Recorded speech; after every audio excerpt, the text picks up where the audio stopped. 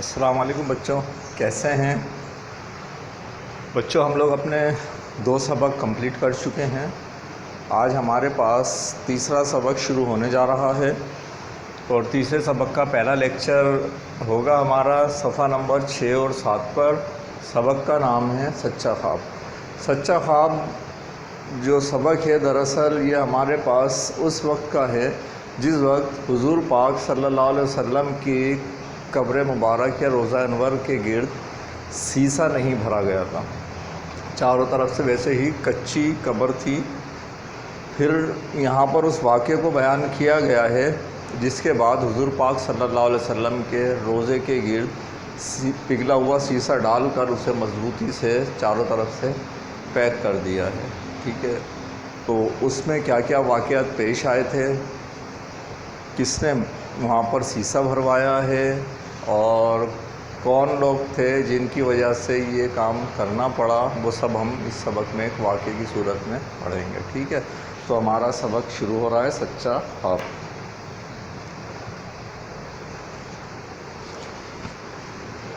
سلطان نور الدین زنگی نہایت عادل اور نیک دل بادشاہ تھا،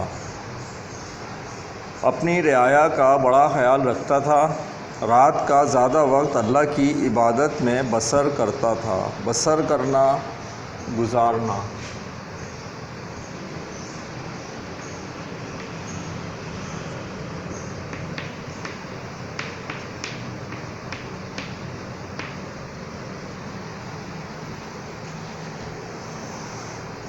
ایک رات سلطان نے خواب دیکھا کہ حضور نبی کریم صلی اللہ علیہ وسلم تشریف لائے۔ آپ صلی اللہ علیہ وسلم نے 2 اشخاص کی طرف اشارہ کرتے ہوئے فرمایا۔ اشخاص شخص کی جمع ہے، ایک ہوتا ہے تو اسے ہم شخص کہتے ہیں اور ایک سے زیادہ ہو تو ہم اشخاص کہتے ہیں۔ یہ ہے شخص، اس کی کیا ہے؟ جمع، اشخاص۔ 2 اشخاص کی طرف اشارہ کرتے ہوئے فرمایا، نور الدین مجھے ان کے شر سے بچا۔ شر سے بچانا، شرارت سے،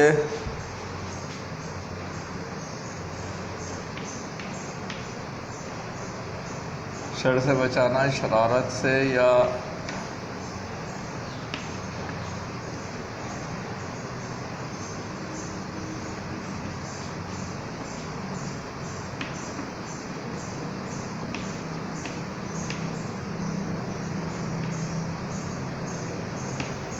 ظلم یا برا فعل، برا کام، صحیح ہے۔ یہاں پر ظلم تو نہیں ہو سکتا، برا فعل ہو سکتا ہے اور شرارت ہو سکتا ہے اس کے معنوں میں، ٹھیک ہے۔ دوسری رات سلطان نے پھر وہی خواب دیکھا۔ تیسری رات پھر سلطان نے خواب میں نبی کریم صلی اللہ علیہ وسلم کو دیکھا کہ آپ صلی اللہ علیہ وسلم نے 2 شخصوں کی طرف اشارہ کرتے ہوئے فرمایا، نور الدین مجھے ان کے شر سے بچا۔ سلطان نے جب مسلسل 3 رات خواب میں نبی کریم صلی اللہ علیہ وسلم کو دیکھا کہ آپ صلی اللہ علیہ وسلم نے ہر بار خواب میں ایک ہی بات فرمائی ہے تو سلطان بے چین ہو گیا، سوچنے لگا الہی ماجرا کیا ہے۔ آخر کار وہ اس نتیجے پر پہنچا کہ مدینے میں ضرور کوئی گڑبڑ ہے، جس کی بنا پر حضور نبی کریم صلی اللہ علیہ وسلم نے اسے یہ ارشاد فرمایا ہے۔ سلطان نے دمشق سے فوراً مدینے جانے کا فیصلہ کیا۔ اس نے بے شمار مال و دولت ساتھ لی اور درباریوں کے ہمراہ مدینے کی طرف چل پڑا۔ 16 دن بعد سلطان مدینہ پہنچا۔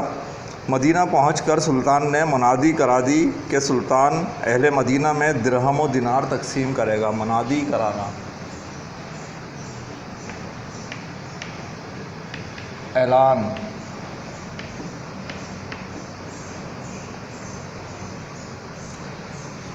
آج کل تو ہمارے پاس لاؤڈ اسپیکر اور اس ٹائپ کی چیزیں آ گئی ہیں جس پہ اعلان ہوتا ہے۔ پہلے زمانے میں جب کوئی اعلان ہوتا تھا تو 1 یا 2 شخص کیا گلے میں ڈھول ڈال کر، جیسے آج کل ہمارے یہاں سحری جگانے والے آتے ہیں نا، اس زمانے میں جب بادشاہ کی طرف سے یا کسی اہم شخصیت کی طرف سے کوئی اعلان ہوتا تھا تو اس کا طریقہ تھا کیا، ڈھول ڈال کے گلے میں یا کسی بڑی جگہ پر کھلے میدان میں بڑا سا انہوں نے ڈھول تاشا رکھا، اور اس کے اوپر، اور آپ نے دیکھا ہوگا فلموں میں پرانے، بڑا سا ایک لکڑی کا گولا، لکڑی بنی ہوئی ہے، اس کے آگے گولا ہے، اور وہ اس پہ مار رہے ہیں دھم دھم دھم، تیز آواز ہوئی، لوگ جمع ہوئے، پھر وہاں پر اعلان ہوتا تھا سنو سنو سنو.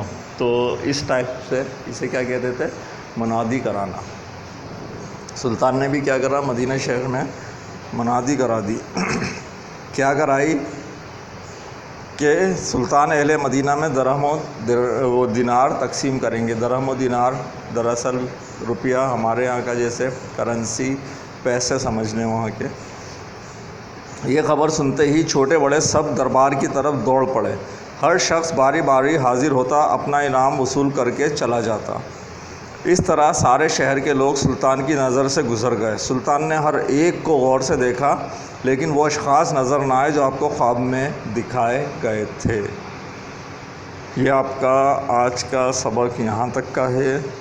باقی ہم اس میں سے کچھ کام کریں گے، اور اگلا، اس سے آگے کا سبق ہم اگلے لیکچر میں پڑھیں گے انشاءاللہ. کلاس کا ورک کرتے ہیں ہم. کلاس کے ورک میں جو ہمارا کام ہے وہ ہے سوالات. ٹھیک ہے،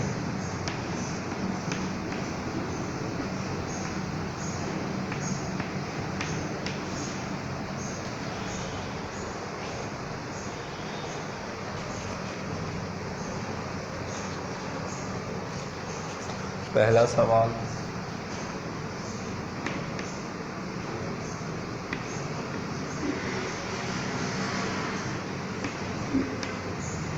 سلطان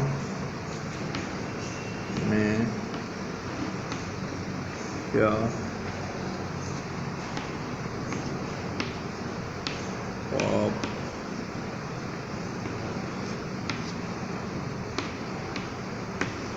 دیکھا؟ اگلا سوال،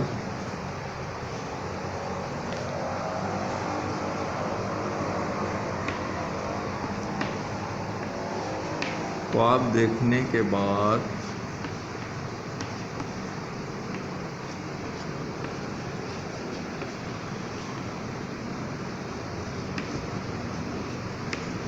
سلطان نے کیا کیا؟ اس سے اگلا سوال،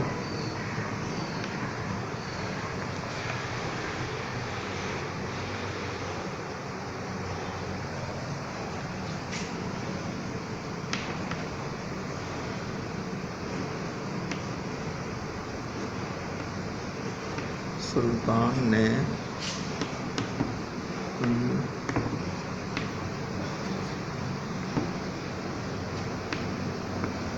دونوں افراد کی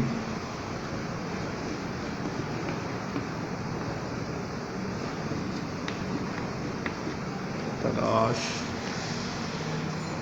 کے لیے کیا کیا؟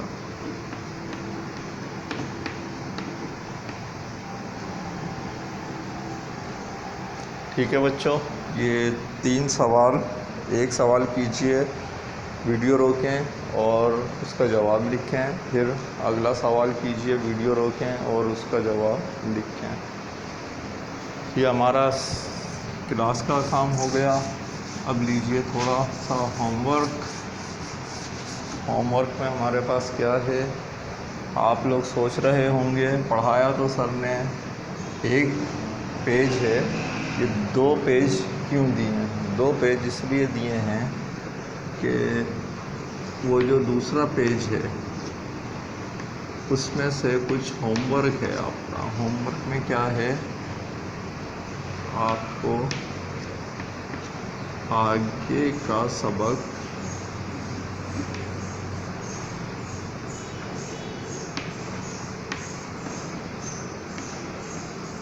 پڑھ کر آنا ہے۔ سر آگے کا سبق ہم پڑھ کر آ جائیں گے تو آپ کیا کریں گے؟ ہے نا،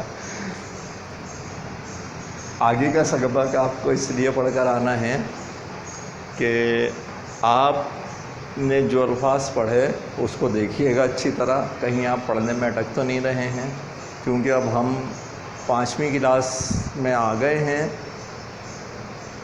اور پرائمری سیکشن کی سب سے سینئر کلاس ہے۔ اگر اس کو اردو پڑھنا نہیں آ رہی، اٹک رہے ہیں یا غلط ادائیگی کر رہے ہیں لفظوں کی، تو یہ تھوڑا سا سوچنے کا مقام ہوگا آپ کے لیے، اس لیے اس کو ذرا چیک کر لیں آپ بھی اچھی طرح، میں بھی چیک کرتا ہوں۔ میں کیسے چیک کرتا ہوں، آپ پڑھ رہے ہیں، اب آپ دیکھیں گے اس میں کہیں آپ کے پاس جو پڑھ کر آئیں گے، پھر اگلے لیکچر میں جب میں پڑھوں گا تو آپ دیکھ لیجیے گا آپ نے ان الفاظ کو اسی طریقے سے پڑھا جس طریقے سے ہم نے پڑھا ہے، ٹھیک ہے؟ ایسے ہی پڑھا تو ویری گڈ، نہیں پڑھا تو آپ کو پھر سبق پڑھنے پر تھوڑی سی زیادہ محنت کرنی پڑے گی۔ اس کے لیے پھر آپ کو کہانیاں پڑھیں، کہانیاں تو آپ ویسے بھی پڑھا کریں، چاہے وہ چھوٹی سی جو 3-4 صفحات کی ہوتی ہے بچوں کی، ٹارزن کی کہانی ہو، عمر و عیار کی ہو، اس ٹائپ کی کوئی سی بھی ہو، عمران سیریز ہو۔ سر آپ کہانیوں پہ لگا رہے ہیں؟ ہاں بیٹے، اردو ادب کے لیے یہ انتہائی اہم چیزیں ہیں۔